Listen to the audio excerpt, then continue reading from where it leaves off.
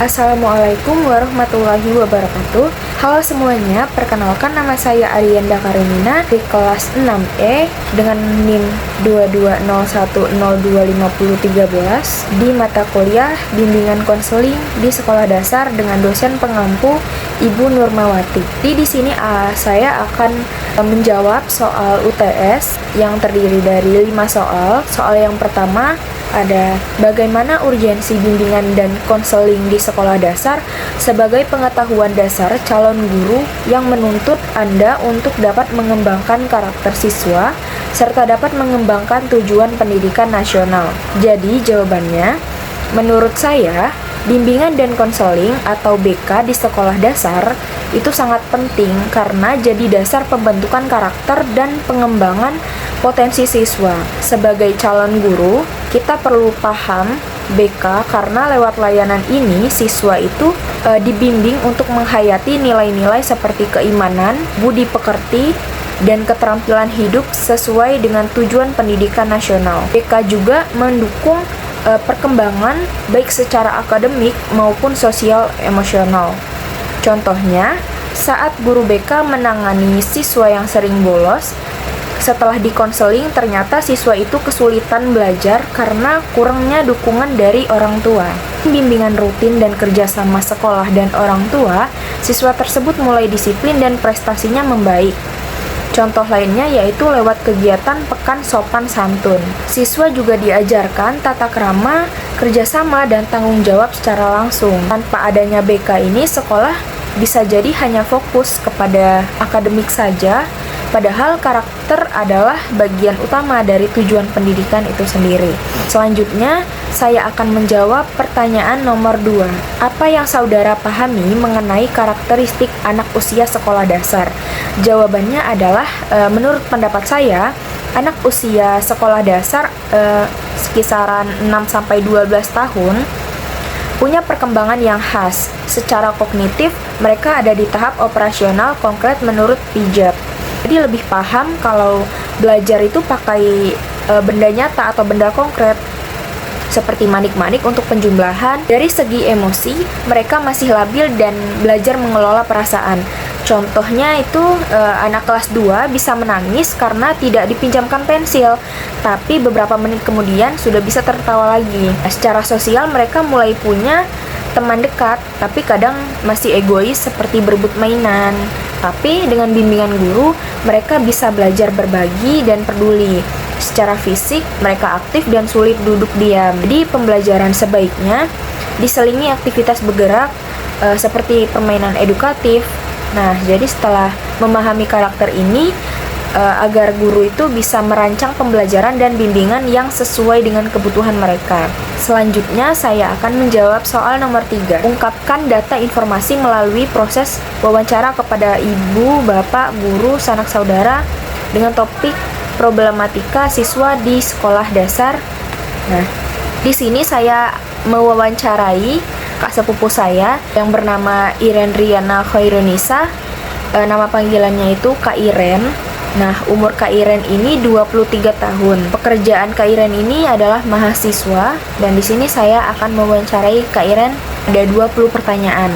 Selanjutnya saya akan menampilkan video wawancara dengan Kak Iren. Assalamualaikum warahmatullahi wabarakatuh. Perkenalkan, nama saya Arianda Karenina. Nah, di sini saya sama siapa? Saya Iren Riana Khairunisa. Di sini saya sebagai kakak sepupu dari Karin. Usia saya saat ini yaitu 23 tahun. Izin nanya ya Kak, menurut Kak Iren, apa sih masalah umum yang sering dialami anak SD sekarang? Kalau untuk saat ini ya, yang saya tahu anak SD zaman sekarang itu permasalahannya adalah di gadget. Itu banyak anak-anak zaman sekarang itu ketergantungan dengan gadget gitu, dimana game itu mempengaruhi gaya belajar mereka gitu. Jadi karena kecanduan game, jadi mereka ketergantungan dengan gadget masing-masing gitu sih.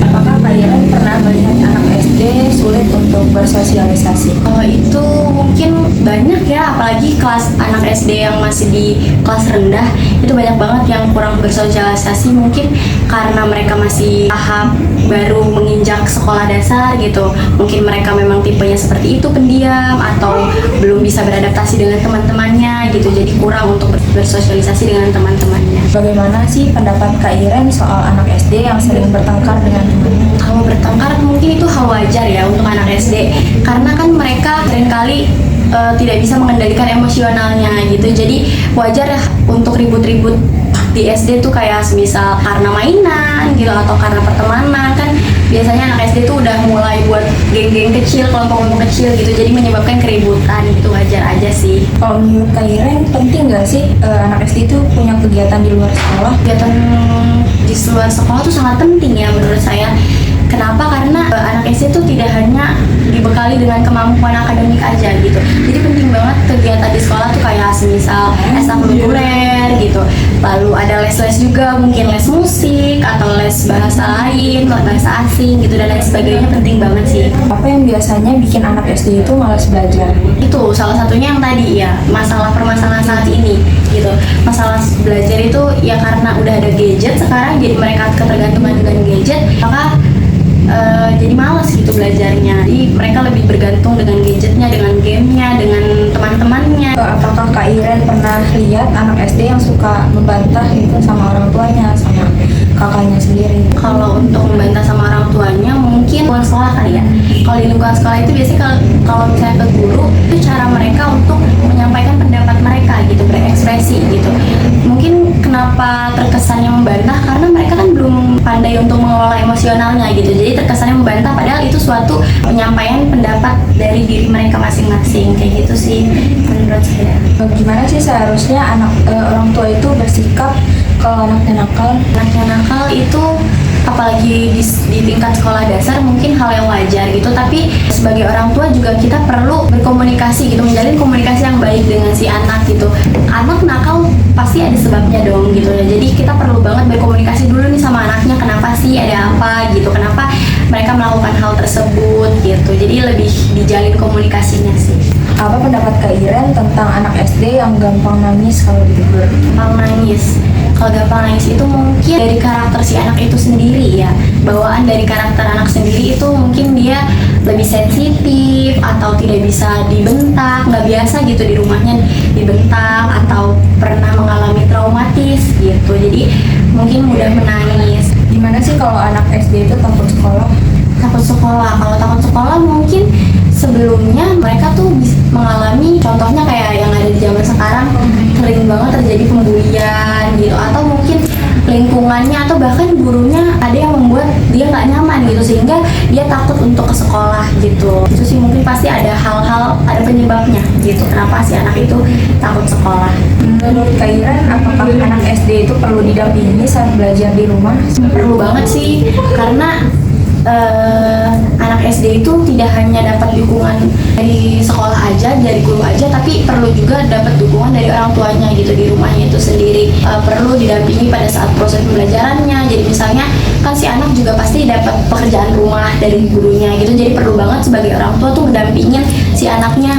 Gimana sih gitu, bisa nggak sih anaknya mengikuti pelajaran kayak gitu, sampai sejauh mana kemampuan si anaknya kayak gitu. Pernah nggak sih Kak Iren itu ketemu sama anak SD yang nggak percaya diri? Nggak percaya diri itu sering banget sih, kalau khususnya untuk di tingkat kelas rendah ya, kurang percaya diri karena ya belum beradaptasi dengan lingkungannya gitu. Baru aja masuk menginjak sekolah dasar, kemudian masih perlu beradaptasi, jadi kurang percaya diri gitu. Apalagi mungkin mereka bisa jadi pernah mengalami hal-hal yang semisal mereka menyampaikan pendapat mereka lalu ditertawakan, gak dihargain kayak gitu, jadi ngerasa selanjutnya tuh kepercayaan dirinya berkurang gitu karena kejadian-kejadian itu tadi. Gimana sih mengatasi anak yang suka berbohong? Suka berbohong, anak berbohong pasti sebelumnya ada sesuatu dulu yang terjadi gitu, ada penyebabnya gitu.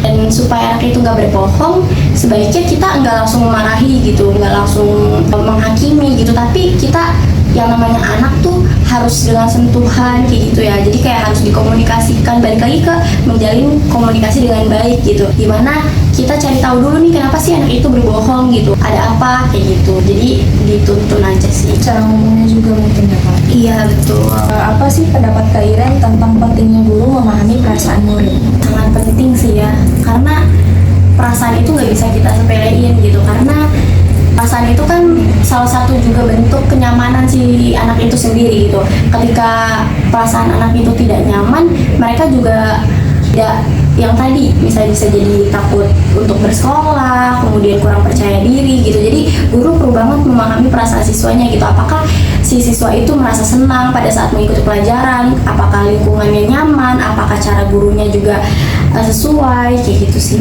Gimana sih cara membantu anak SD biar nggak pemalu lagi? Mungkin kita bisa membuat kelompok belajar yang heterogen gitu, dimana anak-anak yang aktif bisa kita satuin sama anak-anak yang kurang aktif gitu. Jadi sehingga tuh dia ke bawah gitu, yang tadinya dia pemalu karena teman-teman sekitarnya itu aktif, mungkin si teman-teman yang aktif itu bisa ngajak si teman ini gitu untuk gak jadi pemalu lagi, Gak pasif lagi gitu. Iya, belajar. betul. Menurut Kak Iren, apa sih yang bisa membuat anak itu lebih semangat sekolah? yang buat semangat sekolah itu yang pasti dari lingkungannya dulu ya.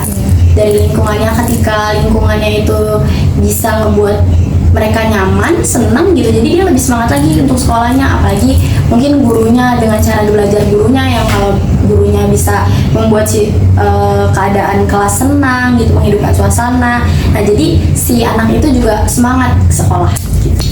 Gimana sih cara menghadapi anak yang suka iri sama teman-temannya gitu? Kalau suka iri sebenarnya itu hal yang wajar ya, anak SD suka pamer gitu kan? betul, entah itu dari mainan mungkin, terus juga Jalan-jalan. jalan-jalan, benar gitu. Kayak anak SD bisa dari liburan cerita-cerita gitu, jadi iri gitu ya. Itu lebih ke kasih pengertian aja sih, bahwa kan kita masing-masing punya, mungkin dia bisa jalan-jalan ke sini, nah si anak ini ada juga jalan-jalan ke yang lainnya kayak gitu. Terus ya kayak diberi pengertian aja sih, Karena ekonomi orang tua kan beda-beda juga. betul. Apa pendapat Kak Iren soal anak SD yang belum lancar membaca? Cara membaca wajar sih ya, karena kan banyak anak itu pertumbuhannya berbeda-beda ya. Tentunya ada yang bisa kuat gitu, cepat untuk belajarnya, cepat untuk membacanya. Ada juga yang pertumbuhannya mungkin lambat gitu, apalagi dalam membaca ini. Jadi gimana cara gurunya aja sih untuk ngebawa si anak itu. Gimana peran orang tua jika anaknya merasa kesepian di sekolah? Peran orang tua tentunya penting gitu. Selain kita mengandalkan, kita sebagai orang tua tuh tidak hanya menitipkan kemudian kita lepas gitu aja, tapi tuh orang tua juga harus mendampingi. Mana dia di rumah, ketika dia di sekolah ya mungkin memang sama guru, tapi ketika dia di rumah mungkin orang tua bisa ikut serta juga berperan membangun si anak itu. Apa sih harapan Kak Iren itu untuk anak-anak SD yang zaman sekarang? Harapannya sih mungkin bisa anak bisa lebih maju tanpa ketergantungan gadget, semangat lagi belajarnya, dan semoga banyak anak-anak yang cerdas yang bisa menjadi penerus bangsa. Karena untuk kedepannya. anak zaman sekarang kan anak SD juga kelas 6 udah dandan gitu ya, Betul. pergaulannya. Mengikuti era zaman sekarang yang udah sangat Soalnya gara-gara standar TikTok ya. betul. Makasih banyak ya Kak Iren udah mau diwawancara. Ya, makasih Kak Iren. Sama-sama. Sekian video wawancara dari saya, kurang lebihnya mohon maaf. Wabillahi taufiq wal hidayah. Wassalamualaikum warahmatullahi wabarakatuh. Dadah. Jadi, berdasarkan hasil wawancara dengan Kak Iren dapat disimpulkan bahwa anak-anak usia sekolah dasar saat ini menghadapi berbagai tantangan dalam aspek sosial, emosional, dan akademik. Masalah yang paling menonjol adalah ketergantungan terhadap gadget yang berdampak pada semangat belajar, kemampuan bersosialisasi, hingga kebiasaan meniru hal-hal negatif dari media sosial. Selain itu, anak SD juga rentan mengalami masalah seperti kurang percaya diri, mudah menangis, takut sekolah, dan kesulitan dalam membaca atau mengelola emosi. Faktor lingkungan, baik di rumah maupun di sekolah, sangat mempengaruhi tumbuh kembang anak. Oleh karena itu, peran orang tua dan guru itu sangat penting dalam mendampingi dan memahami kebutuhan emosional serta perkembangan anak. Pendampingan belajar di rumah, komunikasi yang terbuka, serta metode pengajaran yang menyenangkan menjadi kunci dalam membantu anak tumbuh menjadi pribadi yang lebih mandiri, percaya diri, dan berkarakter. Kak Iren juga menekankan pentingnya kegiatan di luar sekolah untuk mendukung pengembangan diri anak, serta pentingnya membangun lingkungan belajar yang positif agar anak itu merasa nyaman dan bersemangat saat menjalani hari-harinya di sekolah. Selanjutnya, pertanyaan yang keempat, berdasarkan informasi melalui wawancara tersebut, menurut saudara, apakah masalah yang sering terjadi di sekolah dasar? Nah, jadi jawabannya adalah masalah yang sering terjadi di sekolah dasar adalah anak-anak itu terlalu sering memainkan gadget. Jadi dampak dari gadget ini sendiri itu membuat anak itu malas belajar, sulit bersosialisasi, mudah berdebat gitu, suka ngelawan sama guru, sama orang tuanya, kurang percaya diri, dan mudah terpengaruh hal negatif dari sosial media.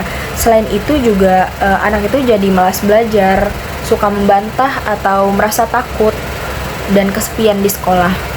Selanjutnya soal nomor 5, jika saudara sebagai praktisi sekolah, bagaimana sebaiknya tindakan yang dilakukan pada masa yang sering terjadi di sekolah dasar? Jawabannya adalah, sebagai praktisi sekolah, saya akan berusaha menciptakan lingkungan belajar yang menyenangkan dan aman bagi anak saya. Saya juga akan menjalin kerjasama dengan orang tua dan membatasi penggunaan gadget di rumah, mengajak anak ikut kegiatan positif seperti ekstrakurikuler, serta memberikan perhatian khusus bagi anak yang kurang percaya diri, pemalu, atau belum bisa membaca dengan lancar. Sekian video penjelasan jawaban dari saya. Mohon maaf apabila banyak kekurangan. Wabillahi taufik wal hidayah. Wassalamualaikum warahmatullahi wabarakatuh. Dadah.